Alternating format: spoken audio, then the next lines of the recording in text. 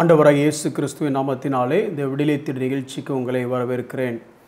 அறிந்து கொள்ளுவோம் ஆண்டவரை, தெரிந்து கொள்ளுவோம் தேவனை என்கிற தலைப்பின் கீழே தேவனை பற்றி நாம் கற்றுக்கொண்டிருக்கிறோம்.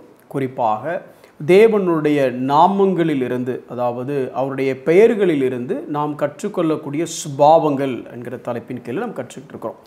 குறிப்பாக இந்த காமன் நேம்ஸ், அதாவது யெகோவா அதனோடு சேர்ந்து வரக்கூடிய அந்த பெயர்கள், யெகோவா ஈரே, யெகோவா ஷம்மா, யெகோவா ஷாலோம், அந்த பெயர்களை குறித்து நாம் கற்றுக்கொண்டிருக்கிறோம். இன்றைக்கி இன்னொரு மிக முக்கியமான ஒரு பெயர் யெகோவா மக்கதிஷ் அப்படிங்கிற பெயரை குறித்து நாம் கற்றுக்கொள்ள போகிறோம். இது ஒரு கிறிஸ்தவ வாழ்க்கையில் மிக முக்கியமாக அறிந்து கொள்ள வேண்டிய ஒரு சத்தியம். குறிப்பாக இந்த யெகோவா சிட்கேனோ அப்படிங்கிறதும் யெகோவா மக்கதிஷ் அப்படிங்கிறதும் நமக்கு மிகவும் முக்கியமாக தெரிந்து கொள்ள வேண்டிய ஒரு வார்த்தைகள். சரி, இந்த யெகோவா மக்கதிஷ் அப்படிங்கிற வசனம் எந்த இடத்துல இருக்குது, அந்த வார்த்தை எங்கே இருக்குதுன்னு அதை வாசித்து நான் உங்களுக்கு எக்ஸ்பிளைன் பண்ணுறேன். யாத்ராகம் 31வது அதிகாரம் 12வது வசனத்தில் நான் வாசிக்கிறேன். மேலும் கர்த்தர் மோசேயினிடத்தில், நீ இஸ்ரவேல் புத்திரரை நோக்கி, நீங்கள் என் ஓய்வு நாட்களை அனுசரிக்க வேண்டும், உங்களை பரிசுத்தப்படுத்துகிற கர்த்தர் நான் என்பதை நீங்கள் அறியும்படி அப்படின்னு சொல்லி வருகிறது. உங்களை பரிசுத்தப்படுத்துகிற கர்த்தர், இந்த இடத்துல தான் அந்த மெக்கடிஷ் அப்படிங்கிற வார்த்தை. ஏற்கனவே போன எபிசோடில் நம்ம எப்படி நீதிமான்களாய் மாற்றுகிற அந்த சிட்கேனு அப்படிங்கிற வார்த்தை குறித்து படித்தோம். அதை ஜஸ்டிஃபிகேஷன் வச்சுக்கலாம். இப்போ இதுக்கு அடுத்து வரக்கூடிய இந்த வார்த்தையை சாங்டிஃபிகேஷன் அப்படின்னு வச்சுக்கலாம். நம்மளை பரிசுத்தமாக்குகிற கர்த்தர். சரி, பரிசுத்தமாக்குறன்னு என்ன அர்த்தம்? ஆங்கிலத்தில் செட் அப்பார்ட் அப்படின்னு சொல்லுவாங்க. சாங்டிஃபிகேஷன் அப்படின்னு செட் அப்பார்ட். செட் அப்பார்ட் அப்படின்னா அதை தனித்து எடுத்து வைக்கிறது, பிரித்து எடுக்கிறது. எதுக்கு? ஒரு ஸ்பெஷல் காஸ் அல்லது ஒரு ஸ்பெஷல் பர்பஸ், ஏதோ ஒரு காரியத்துக்காக. இப்படி ஒரு சின்ன எக்ஸாம்பிளுக்காக சொல்லணும் அப்படின்னா, ரிப்பன் பில்டிங் இருக்குது சென்னையில். ரிப்பன் பில்டிங் எதிர்த்தால ஒரு ஹோட்டல் இருக்குது. அந்த ஹோட்டலில் நீங்கள் ரூம் வாடகைக்கு எடுக்கலாம். நீங்கள் டக்குன்னு, எனக்கு ரிப்பன் பில்டிங் எதிர்த்தால இருக்க அந்த ஹோட்டலில் எனக்கு ரூம் வேண்டாம், எனக்கு ரிப்பன் பில்டிங் தான் வேணும், அதை வாடகை கிடைக்குமா அப்படின்னு கேட்டிங்கன்னா கிடைக்கவே கிடைக்காது. ஏன்னா அந்த பில்டிங் செப்பரேட் பண்ணப்பட்டிருக்கு. எதுக்குன்னா ஒரு சில கவர்மெண்ட் பர்பஸுக்காக. பொதுவாக அதை சொல்ல, செக்ரட்டரியேட் பிடிச்சிருக்கு பிரதர், வாடகைக்கு தாங்கன்னா தர முடியுமா? தர முடியாது.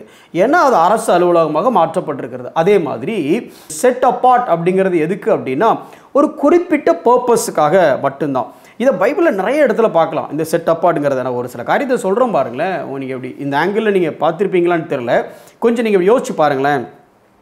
ஆதியாகமம் 2வது அதிகாரம் 3வது வசனம், யாத்ராகமம் 20:8 பார்த்தீங்க அப்படின்னா, இந்த சாபத் அப்படிங்கிற டேவை, அதாவது இந்த ஓய்வு நாள் அப்படின்னு ஒரு நாளை இதுக்கு மட்டும்தான் அப்படின்னு செட் அப்பார்ட் பண்ணுறார் ஆண்டவர். ஒரு நாளை செட் அப்பார்ட் பண்ணார், பரவாயில்ல. அதுக்கப்புறம் பார்த்தீங்க அப்படின்னா 1 ராஜாக்கள் 8:64 படித்து பார்த்தீங்கன்னா, ஏறக்குறைய ஒரு பிளேஸ், ஒரு இடத்தை செப்பரேட் பண்ணுறார், இது தேவாலயத்துக்கு அப்படின்னு சொல்லி. யாத்ராகமம் 19:23 பார்த்தீங்க அப்படின்னா ஒரு மலையை செப்பரேட் பண்ணுறாரு, செட் அப்பார்ட் பண்ணுறாரு. அப்போ நாளை பண்ணினார், இடத்த பண்ணார், மலையை பண்ணார். இன்னும் கொஞ்சம் அப்படியே படிச்சுட்டே வந்தீங்கன்னா இயர் ஆஃப் யூபிலி வருஷங்கிறோம், அந்த வருஷத்தையே செட் அப்பார்ட் பண்ணுறாரு. லேவியராகமம் 25:10. இன்னும் கொஞ்சம் அப்படியே கொஞ்சம் ஆராய்ச்சி பண்ணிகிட்டே வந்தீங்கன்னு வச்சுக்கோங்களேன், சில மக்களை செப்பரேட் பண்ணுறாரு. ஆரோன் குமாரர்கள், இவங்களெல்லாம் செப்பரேட் பண்ணுறாரு. யாத்ராகமம் 28:3, யாத்ராகமம் 28:41 இப்படி நீங்கள் பார்க்கலாம். கான்சிக்ரேட்டிங் த பீப்புள், ஹோலி டியூட்டிஸுக்காக, இந்த வேலையை செய்வதற்காக அப்படின்னு செப்பரேட் பண்ணுறாரு. யாத்ராகமம் 13:2 ஃபர்ஸ்ட் பார்ன், அதாவது முதல் பிறப்பில் ஆள் மட்டும் இல்லை சார், அனிமலை கூட செப்பரேட் பண்ணுறாரு, அதுக்கு தனி பர்பஸ் அப்படிங்கிறாரு. எசேக்கியேல் 36:23 வச்சு பார்த்தீங்கன்னா அவருடைய பெயரே என்ன பண்ணுறாரு அப்படின்னா, என் நாமமே நாமமே அப்படின்ட்டு நாமத்தையே பரிசுத்த, அந்த ஒரு ரீசனுக்காக அதை சாங்டிஃபை பண்ணுகிறதாக வருகிறது. இப்படியே பார்த்தீங்க அப்படின்னா அவர் கடைசி மக்களையுமே ஹோலி பீப்புள் அப்படின்னு செக்ரேட் பண்ணுறாரு. அதாவது இந்த மொத்த வேதத்திலேயே இந்த செட் அப்பார்ட் அப்படிங்கிற கான்செப்ட் அப்ளை பண்ணப்படாத இடமே இல்லாத மாதிரி ஆண்டவர் இதை பிரித்து பிரித்து பிரித்து வைக்கிறத நான் பார்க்க முடியும். சரி, இதுக்கும் நமக்கும் என்ன சம்பந்தம்? இந்த பகுதியை மோசே சொல்லும் பொழுது ஆண்டவர் சொன்னது இந்த ஓய்வு நாளை குறித்து தான் சொல்கிறாரு. பொதுவாக செட் அப்பார்ட்டுங்கிறது முழுக்க வேதாகமத்தில் இருந்தாலும் இந்த கான்டெக்ஸ்ட், இந்த பர்டிகுலர் பின்னணியில் வரும் பொழுது அது சாபத்தை பற்றி பேசுது. எதுக்கு சாபத்? 2 காரியத்துக்காக சொல்லலாம் சாபத்துன்னு சொல்ல. ஒன்று ரெஸ்ட்டு, இன்னொன்று ரெமம்பரன்ஸ். ரெஸ்ட்டுன்னு என்னது? ஒரு மனிதனுக்கு ஓய்வு தேவை, அது தேவனே அவனுக்கு கொடுக்குறாரு. சரி, இந்த ஓய்வு எடுக்கிற அந்த நேரத்தில் நீ பிஸியாகவே இருந்துட்டு இருப்ப, ஆனால் ஒரு விஷயத்தை மறந்துடாத, இந்த மொத்த வாழ்க்கையும் இந்த மொத்த ஆசீர்வாதங்கள் கொடுத்தது நான் தான் அப்படிங்கிறத என்ன அன்றைக்கி ரிமெம்பர் பண்ணு. அதுக்காக நீங்கள் ஒன்று சாபத்து மட்டும்தான் ரிமெம்பர் பண்ண நினச்சிடாதீங்க. ஏற்கனவே நம்ம அப்படி தான் இருக்கிறோம். ஞாயிற்றுக்கிழமையை தவிர மற்ற எந்த நாளும் நமக்கு தெய்வம் ஞாபகத்துக்கே வர்றதில்ல. பட் அது கான்டெக்ஸ்ட் இல்லை. பட் பொதுவாக இங்கே என்ன அப்படின்னா ரெஸ்ட் அண்ட் ரிமெம்பரன்ஸ், இதுக்காகத்தான் அந்த சாபத்தை தேவன் கொடுக்குறார்.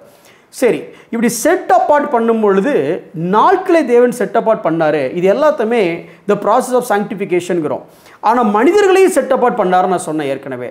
இப்போ இந்த உலகத்திலேயே பெஸ்ட் எக்ஸாம்பிள் செட் அப்பார்ட் பண்ணி அந்த வேலையை பக்காவாக பண்ணி முடித்த ஒரு ஆளை காட்டுங்க சார் அப்படின்னா வேற யாரையுமே காட்ட முடியாது, இயேசுவை தவிர.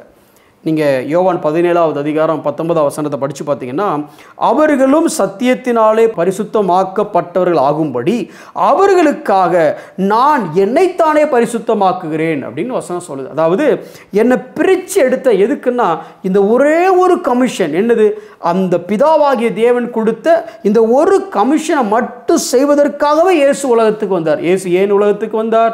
பல காரணங்கள் இல்லை, ஒரே காரணம். எதற்கு? மீட்பின் திட்டத்தை நிறைவேற்றுவதற்கு மாத்திரம். அப்போ அந்த ஒரு வேலைக்காக மட்டும்தான் அவர் வந்தார். இதே மாதிரி தேவன் உங்களை என்னையும் பார்த்து இதே மாதிரி ஒரு காரியத்தை சொல்கிறார். என்ன சொல்கிறாரு? 1 தெசலோனிக்கர் 4வது அதிகாரம் 3வது வசனத்தை பார்த்தீங்கன்னா, நீங்கள் பரிசுத்தம் உள்ளவர்கள் ஆக வேண்டும் என்பதே தேவனுடைய சித்தம். எங்களை எதுக்கு பிரித்து எடுத்தீங்க? உங்களை சாங்டிஃபை பண்ணுறதுக்கு தான். 1 தெசலோனிக்கர் 5:23 படித்து பார்த்தீங்கன்னா, சமாதானத்தின் தேவன் தாமே உங்களை முற்றிலும் பரிசுத்தம் ஆக்குவாராக. உங்களுக்கும் எனக்கும் உரிய தேவனுடைய சித்தம் இன்னைக்கு என்ன அப்படின்னா, நீங்களும் நானும் ஹோலி பீப்புள், பரிசுத்தமாக்கப்படுவதற்காகவே பிரித்தெடுக்கப்பட்டிருக்கிறோம். நம்ம இப்போ பரிசுத்தமாக்கப்பட்டுட்டோமா இல்லை பரிசுத்தமாக்கப்படணுமா? எபிரேயரில் 2 வசனம் இருக்குது, 10வது அதிகாரத்தில் இருக்குது. 10வது அதிகாரம் 10வது வசனம் எப்படி சொல்லுது அப்படின்னா, இயேசு கிறிஸ்துவனுடைய சரீரம் ஒரே தரம் பலியிடப்பட்டதினாலே அந்த சித்தத்தின்படி நாம் பரிசுத்தமாக்கப்பட்டிருக்கிறோம் அப்படிங்க. ஓ அப்படியா, பரிசுத்தம் ஆகியாச்சு, அப்போ பிரச்சனை இல்லை அப்படின்னு நினச்சிங்கன்னா, அப்படியே கீழே 14வது வசனம் என்ன சொல்லுது அப்படின்னா, ஏனெனில் பரிசுத்தமாக்கப்படுகிறவர்களை அப்படின்னு இருக்குது. 10வது வசனம் பரிசுத்தமாக்கப்பட்டிருக்கிறோம் அப்படின்னு சொல்லுது. 14வது வசனம் பரிசுத்தமாக்கப்படுகிறவர்களை. இன்னொரு வசனத்தை சொல்லிட்டுமா, 2வது அதிகாரத்துக்கு போனீங்கன்னு வச்சுட்டுங்களேன். 11வது வசனம் எப்படி சொல்லுதுன்னா, பரிசுத்தம் செய்கிறவரும் பரிசுத்தம் செய்யப்படுகிறவர்களும் ஆகிய யாவரும் அப்படின்னு இருக்கு.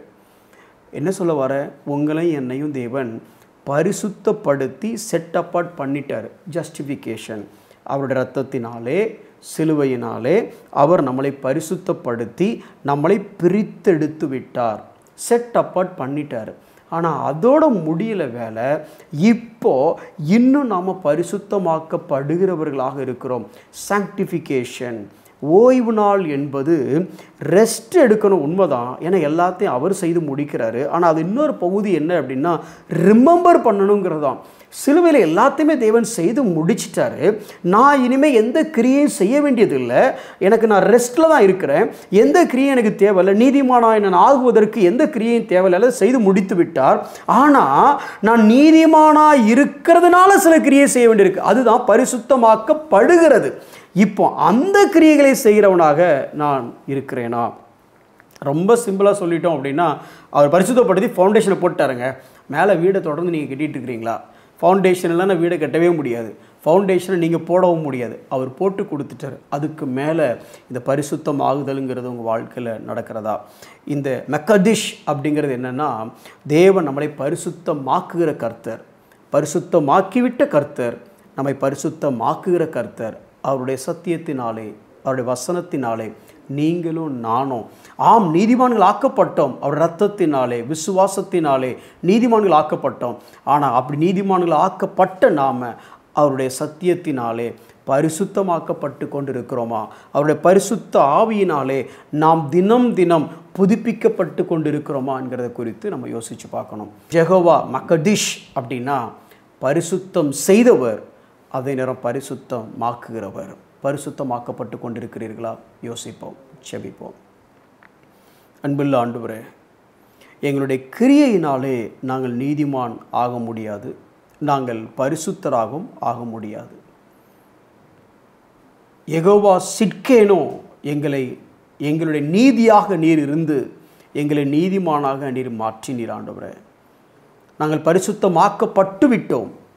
ஆனால் அதே நேரம் யெகோவா மக்கதிஷாக இருந்து எங்களை பரிசுத்தப்படுத்துகிறவராக இருக்கிறீர் ஆண்டவரே. உம்முடைய சத்தியத்தினாலே, உம்முடைய பரிசுத்த ஆவியானவராலே ஆண்டவரே, நாங்கள் தினம் தினம் பரிசுத்தமாக்கப்பட்டு நீர் பரிசுத்தராய் இருக்கிறது போல நாங்களும் பரிசுத்தராக வாழ எங்களுக்கு நீர் கிருபை புரிந்தருளும். இயேசுவின் நாமத்தில் ஜெபிக்கிறோம் நல்ல பிதாவே, ஆமென்.